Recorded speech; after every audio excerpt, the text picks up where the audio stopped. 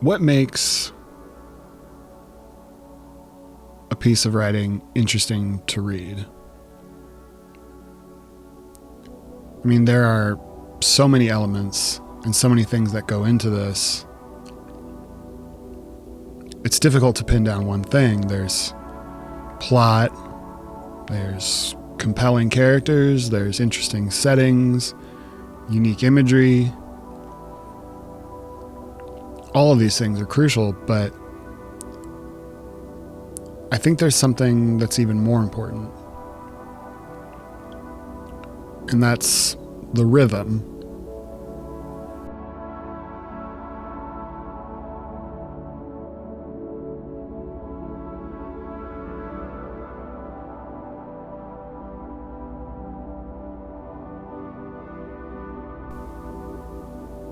The rhythm of your prose plays an important role, more important than all of that, I think.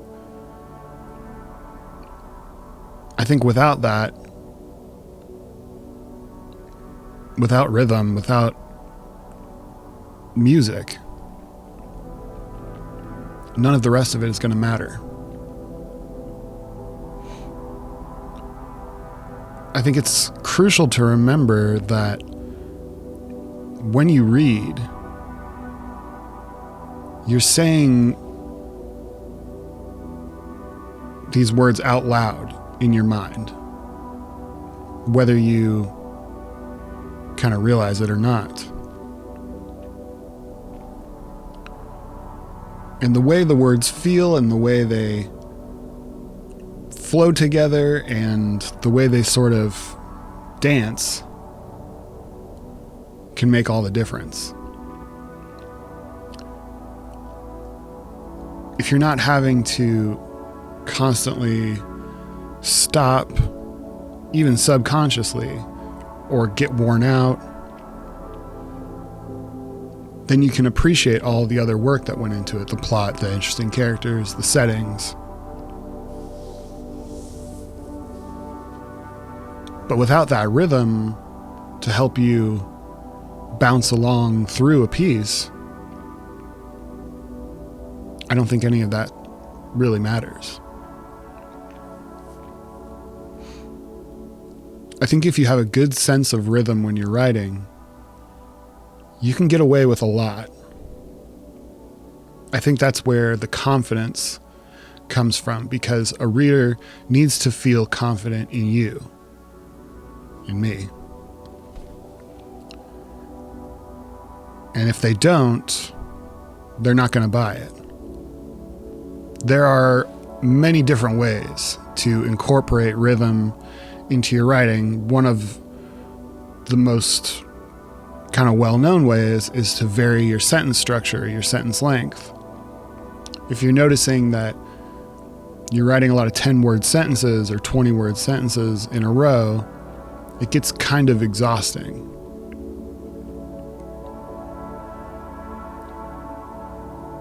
I think this is one of the things that Kerouac talked about when he talked about the connection between jazz music and writing. And say what you want about Kerouac, he had rhythm. He understood rhythm. Poets understand rhythm.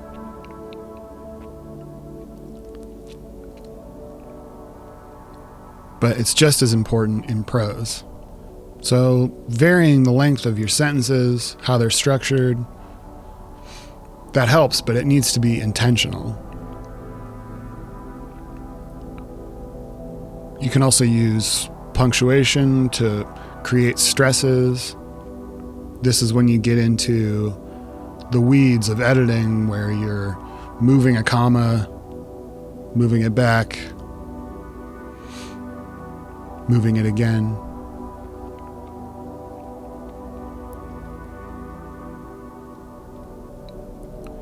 There are a couple of different ways to get a sense of rhythm, I think.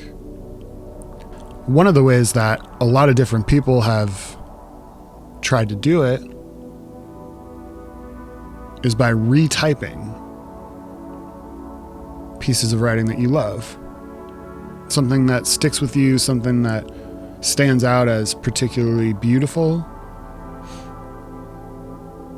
copy it down. Get a feel for how it was typed out in the first place and what makes it tick. This can be a big help because rhythm in writing is all about the feel. And if you don't know how it feels to type something like that, it can be difficult to pin down. One of the best examples of someone who did this sort of famously is Hunter S. Thompson. The story goes, and who knows, but the story goes that before he started writing his own pieces, he retyped the entirety of The Great Gatsby, A Farewell to Arms, and the short stories of William Faulkner to get a feel for the rhythm, to get a feel for what made them special, to get a feel for how it is in your hands when you're writing that sort of thing. Even if you don't have the vocabulary, the language for it yet, you can know how it feels. I think writing is a more tactile thing than we think. It's why keyboards are important. It's why different pens are important. How something feels in your hands is a big part of what makes writing fun and special. There's an excellent story that Johnny Depp tells about Hunter S. Thompson, where he was hanging out at his house and reading some of his work out loud. And he said that Thompson was conducting as he read, telling him to slow down, to emphasize things, because he understood the connection between rhythm and music and writing. If you think of it as music in a way, you can sort of get a feel. It's a great start. One of the other really, really helpful ways to hear and understand rhythm in writing is to hear your own writing out loud, read out loud, because this is how someone else is going to take it in. It can be hard to be objective when you're reading because you know how it sounds to you. But by hearing someone else read it, or hearing it out loud, you can hear how it's going to read to someone else. A lot of people will read their stuff out loud, record it, and listen back, and that can be helpful. But one of the things that I found one of the best tools is to have it read out loud by someone else. And you can't always do that. But I have a secret. There's a web browser called Microsoft Edge. It's free, and it has an excellent read aloud function with some built-in voices, a bunch of different ones. The Microsoft Edge program will read a PDF out loud for you. You can choose the different voices. It's great. You just download it, open up your file, your PDF file, right click on it, and say read aloud. And have your piece open, but don't read along. Just listen.